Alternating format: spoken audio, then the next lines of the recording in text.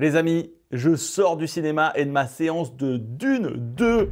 Ouh, je ne sais pas si vous l'avez vu, le truc est incroyable. En tout cas, si vous comptez aller le voir, mon petit conseil, essayez quand même de vous trouver une belle salle de ciné, enfin, c'est-à-dire un truc un peu technologie avancée. Alors, je sais que c'est un petit peu cher, mais franchement, ça vaut le coup.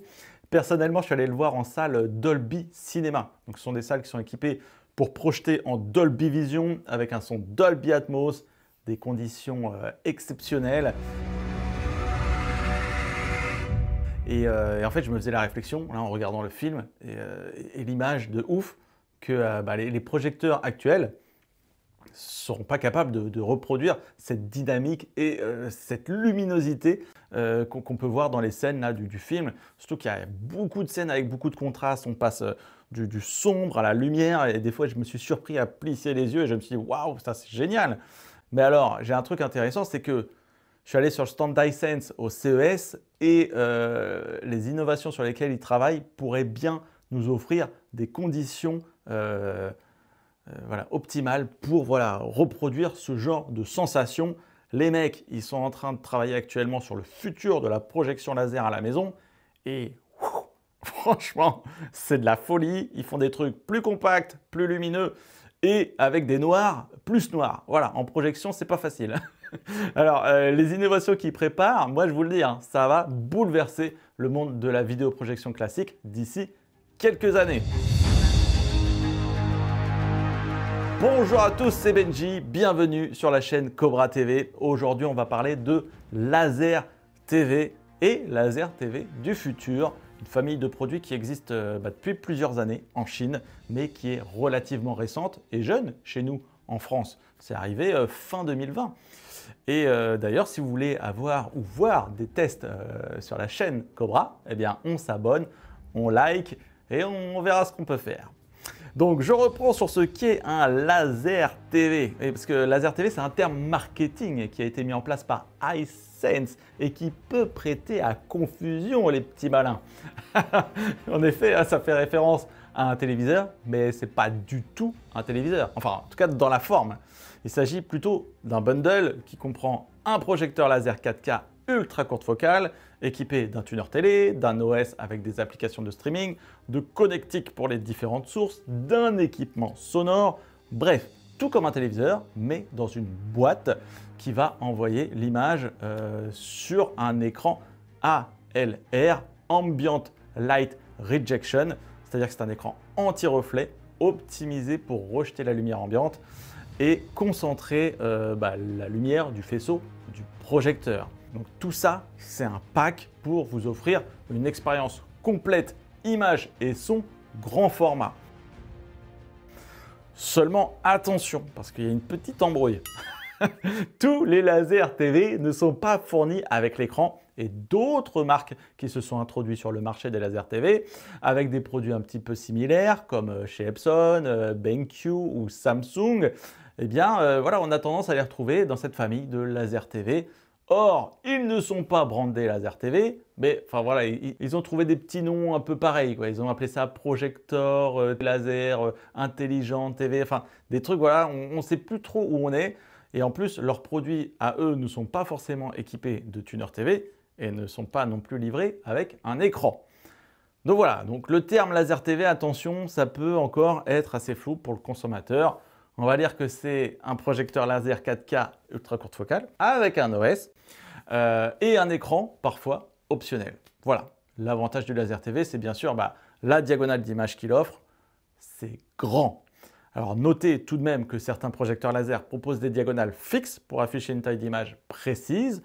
Donc là, il va falloir choisir le modèle en fonction de la taille d'image souhaitée, comme les téléviseurs en fait, hein, genre vous prenez un 100 ou un 120 pouces, et il faudra afficher la taille indiquée. Ou sinon, eh bien, il y a des diagonales variables en fonction du positionnement en fait, hein, du bloc optique par rapport au mur et qui offrira une image comprise entre 85 et 130 pouces en général. Alors ces produits ont vraiment su trouver leur public. C'est vrai qu'ici chez Cobra ça marche très très bien. C'est vrai que le Laser TV, il offre une expérience cinéma sans toutes les contraintes de l'installation d'un projecteur classique et avec en plus les fonctionnalités d'un téléviseur. C'est vrai que c'est pas mal. Hisense a donc réussi son pari et il ne compte pas s'arrêter là, les petits malins. Alors déjà, d'un point de vue technique, je vais vous exposer ce qu'ils sont capables de proposer. Ils montraient là sur le salon un laser TV 8K Sonic Screen. Voilà, c'était la démo technique ultime. Alors à savoir que le Sonic Screen, c'est pas quelque chose de vraiment nouveau, c'est un écran en fait avec l'audio intégré dedans. C'est un petit peu ce que fait Sony dans leur OLED avec leur acoustique surface. Ici, donc l'écran est équipé d'unités audio qui s'activent pour envoyer le son. Et en fait, ils nous disent qu'il y a 100 000 émetteurs répartis sur les 3,4 mètres carrés de l'écran. Donc alors, cette info, je ne sais pas trop vraiment quoi en faire parce que 100 000, c'est quand même énorme. Ça m'étonnerait que ce soit des micros haut-parleurs.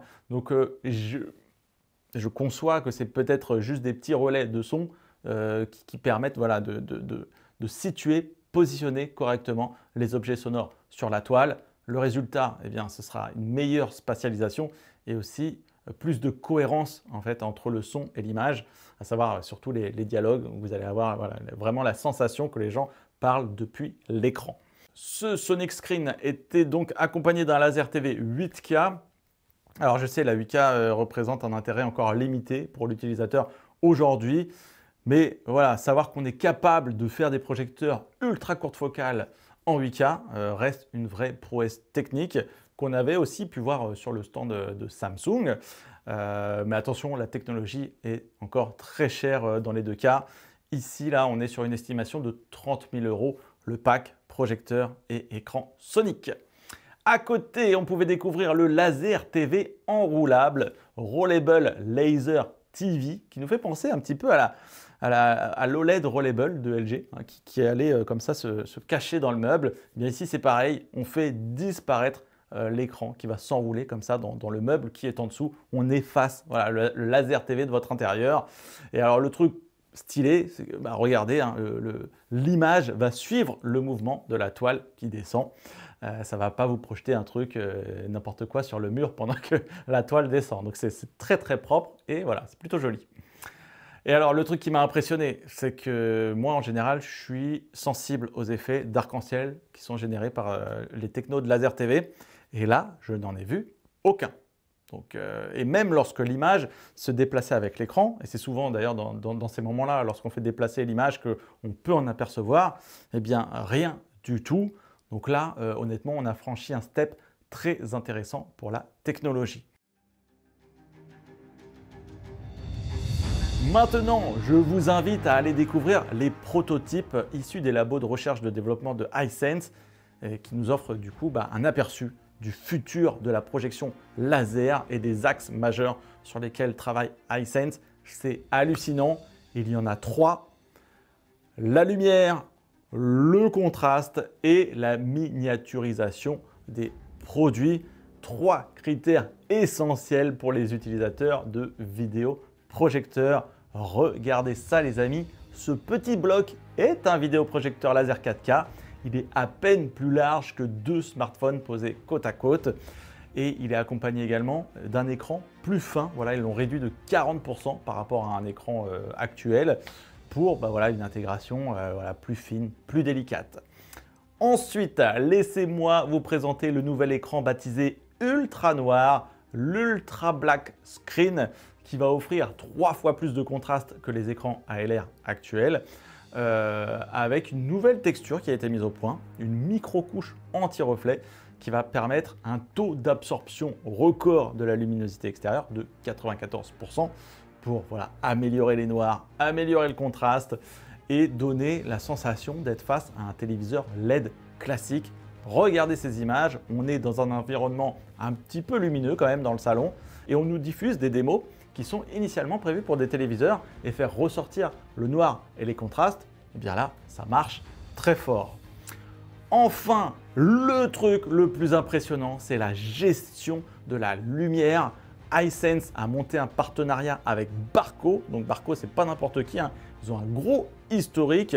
Pour ceux qui ne connaissent pas, eh bien, ils produisent des modèles de projecteurs pour le cinéma numérique professionnel en résolution 2K et 4K. Voilà, c'est ce qui équipe les salles de cinéma.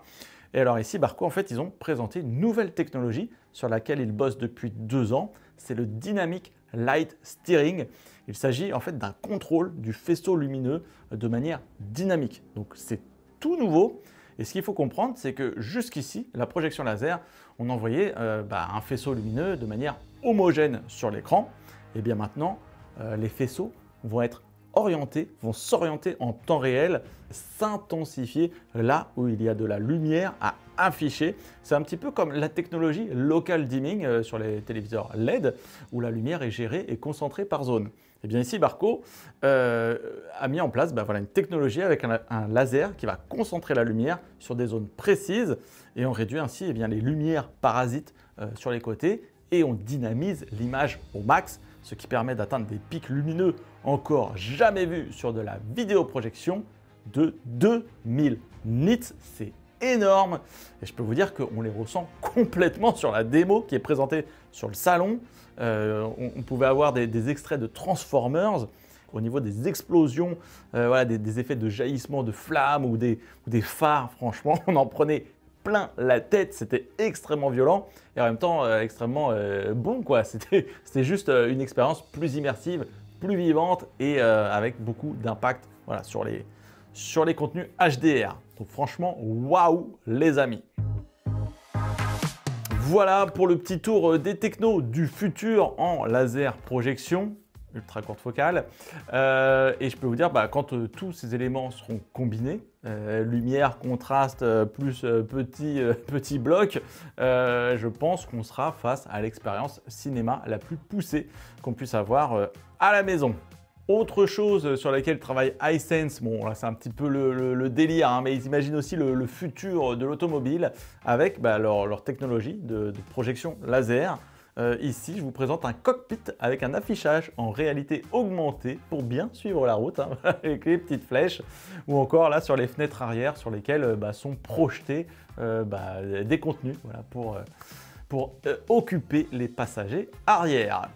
Voilà pour les news Hisense. On essaiera bien évidemment de suivre avec attention l'arrivée de ces produits sur la chaîne. On va également essayer de vous proposer des tests avec la participation de professionnels du secteur. En attendant, vous pouvez retrouver toute cette gamme de laser TV, projecteurs laser dans les magasins Cobra. Actuellement, il y a le PL1 qui est quand même très impressionnant. Je suis allé le voir tout à l'heure. Vraiment, il est super cool.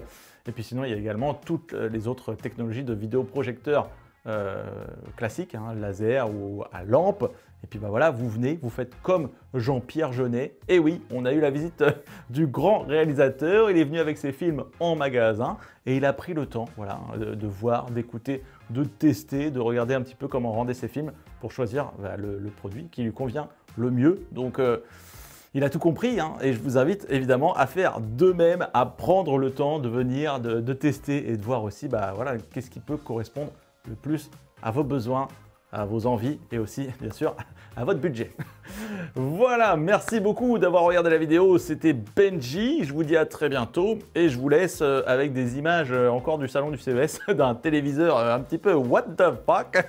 C'est un téléviseur 3D sans lunettes qui affichait en fait des objets en 3D sur lesquels on pouvait regarder à droite, à gauche, un petit peu derrière l'objet. Je ne sais pas comment ça fonctionnait, je ne sais pas à quoi ça sert, mais voilà, juste que la démonstration technique était assez impressionnante.